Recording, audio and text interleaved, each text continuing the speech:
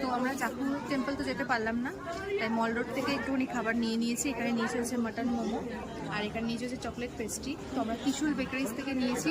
তো শুনেছি প্রীতি জিন্তা নাকি এখান থেকে ছোটোবেলা থেকেই খেতে, ওই চকলেট পেস্ট্রিটা ওর নাকি খুব ফেভারিট ছিল। তো আমরাও নিয়ে নিয়েছি। তো দেখি টেস্ট করে কেমন লাগে, তারপর জানাচ্ছি তোমাদেরকে।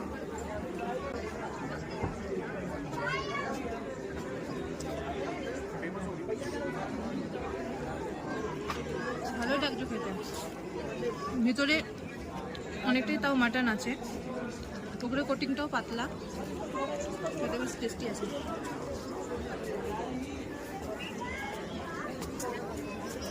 পেস্ট্রিটা খেয়ে দেখি কেমন, একটু শক্ত মনে হচ্ছে,